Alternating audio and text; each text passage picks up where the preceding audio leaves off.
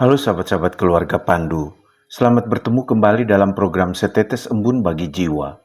Renungan kita hari ini diambil dari Amsal 16 ayat 12, menurut terjemahan baru edisi kedua dari Lembaga Alkitab Indonesia. Namun sebelum mendengarkan renungan ini, mari kita berdoa. Kami bersyukur untuk firman yang akan kami dengarkan Tuhan. Biarkanlah kami menyerahkan diri kami dalam tuntunan Roh Kudus-Mu, agar kami dimampukan untuk memahami dan melakukan firman-Mu. Terpujilah Engkau ya firman yang hidup. Amin. Amsal 16 ayat 12. Melakukan kefasikan menjijikkan bagi raja, karena tahta menjadi kukuh oleh kebenaran. Sahabat-sahabat keluarga Pandu yang terkasih, sebagai bagian dari bangsa dan negara Indonesia, gereja dan juga orang-orang Kristen di Indonesia harus ikut bersyukur dengan hadirnya pemimpin baru di tengah-tengah kehidupan bangsa dan negara Indonesia. Dengan dilantiknya Bapak Prabowo Subianto dan Mas Gibran Rakabuming Raka sebagai Presiden dan Wakil Presiden Indonesia periode 2024-2029, maka Indonesia sekarang memasuki sebuah babak kepemimpinan yang baru. Segala persoalan yang muncul selama masa pemilihan Presiden dan Wakil Presiden haruslah kita letakkan di belakang dan menatap masa depan dengan lebih baik di bawah kepemimpinan Presiden dan Wakil Presiden yang baru. Meskipun demikian, catatan-catatan yang ada selama masa pemilihan Presiden dan Wakil Presiden bisa tetap menjadi catatan yang membentuk sikap kritis kita dalam mengawal kepemimpinan Presiden dan Wakil Presiden yang baru ini. Transisi kepemimpinan ini membawa kesempatan baru untuk pembaruan, harapan, dan transformasi bagi bangsa kita. Namun, hal ini juga membawa tanggung jawab yang besar untuk pemimpin dengan integritas, keadilan, dan keberanian moral. Dalam konteks ini, seruan Amsal kepada para pemimpin untuk melakukan kebenaran menjadi sangat relevan. Amsal 16 ayat 12 menekankan bahwa kejahatan tidak hanya salah, tetapi juga merupakan kekejian bagi para pemimpin. Amsal menyuarakan kepedulian Allah yang mendalam terhadap keadilan dan kebenaran dalam pemerintahan. Kepemimpinan pada hakikatnya dan dalam bentuknya yang paling murni ada untuk melayani dan melindungi rakyat, memastikan bahwa keadilan dan kebenaran berlaku. Setiap penyimpangan dari kebenaran, baik melalui korupsi, ketidakjujuran, atau penindasan, merusak fondasi kepemimpinan. Otoritas seorang pemimpin yang sering dilambangkan dengan tahta bukan semata-mata berhubungan dengan penegakan kekuasaan, tetapi seharusnya menyimbolkan penegakan kebenaran dan yang dikukuhkan oleh kebenaran. Agar pemimpin bisa bekerja dengan efektif dan bisa dipercaya, maka pemimpin harus menjalankan kepemimpinan yang sejalan dengan integritas moral. Untuk itu, firman Tuhan ini dengan tegas mengingatkan para pemimpin bahwa pemimpin yang berbuat jahat adalah sebuah kekejian. Berbuat jahat berarti melakukan korupsi, ketidakadilan, amoralitas, membiarkan orang kecil dan lemah tertindas, dan membiarkan hukum tidak ditegakkan dengan benar. Maksud dari firman Tuhan ini adalah, sebagai orang beragama dan bertuhan, pemimpin harus mengikuti perintah-perintah Tuhan dan bertindak dengan adil dan berbelas kasihan kepada orang lain.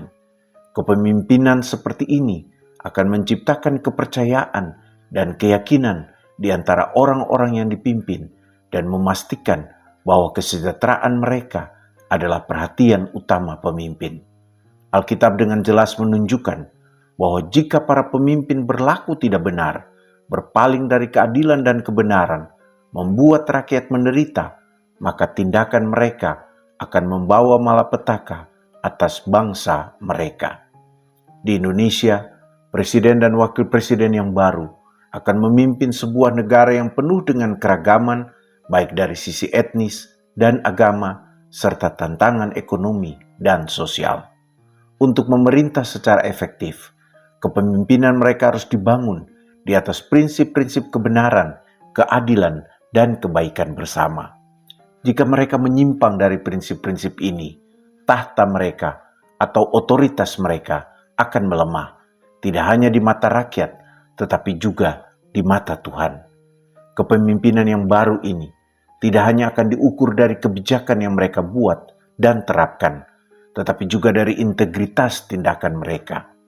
Di tengah kehidupan berbangsa dan bernegara, di mana korupsi telah lama menjadi masalah yang tiada akhirnya, seruan untuk menghindari kejahatan menjadi sangat penting. Bertindak benar, terutama dalam membuat keputusan oleh para pemimpin, harus bermanfaat bagi rakyat dan bukan hanya untuk memperkaya segelintir orang yang berkuasa. Di tengah keragaman agama dan budaya yang dapat menjadi sumber perdamaian dan juga sumber konflik, para pemimpin harus bertindak dengan adil dan benar sebagai penjaga perdamaian dan persatuan, serta mempromosikan toleransi dan kerukunan di antara berbagai agama dan kelompok etnis di Indonesia. Presiden dan wakil presiden harus memastikan bahwa kebijakan mereka mencerminkan nilai-nilai saling menghormati, melindungi hak-hak semua warga negara terlepas dari latar belakang agama mereka. Kepemimpinan baru juga harus bertindak sebagai pelayan ciptaan yang menerapkan kebijakan-kebijakan yang melindungi lingkungan untuk generasi mendatang.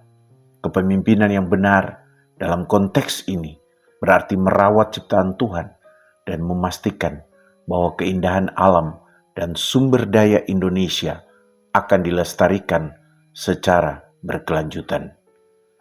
Orang-orang Kristen dan gereja dipanggil untuk mendoakan para pemimpin agar mereka memerintah dengan hikmat dan kebenaran. Namun, di sisi lain, selain berdoa, gereja dan orang-orang Kristen juga harus tetap menyuarakan sikap kritisnya kepada pemerintah ketika mereka menyimpang dari kebenaran dan mendukung mereka ketika mereka membuat keputusan yang adil dan bermoral.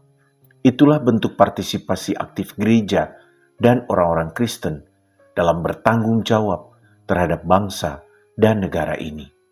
Gereja harus terus menyuarakan keadilan, terutama mewakili mereka yang tidak bersuara, dan menjadi mercusuar harapan di masa-masa yang penuh ketidakpastian. Jangan hanya melihat ini sebagai masalah politik, tetapi ini adalah masalah rohani kita juga. Untuk itu, marilah kita memohon tuntunan Roh Kudus agar hidup kita mencerminkan kebenaran yang menolong kita membangun masyarakat yang kuat dan adil. Mari kita berdoa. Ya Bapa, terima kasih untuk Presiden dan Wakil Presiden Indonesia yang baru. Berkati Presiden Prabowo Subianto dan Wakil Presiden Gibran Rakabuming Raka, beserta seluruh jajaran kepemimpinan lainnya dalam melakukan tugas mereka dengan adil dan benar. Ya Yesus, tolonglah gerejamu untuk juga bisa selalu menyuarakan kebenaran-Mu di bumi Indonesia ini.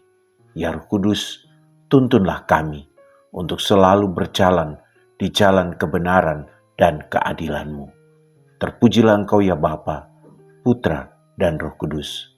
Amin. Teruslah membangun iman dan mengelola hidup bersama. Tuhan Yesus memberkati kita.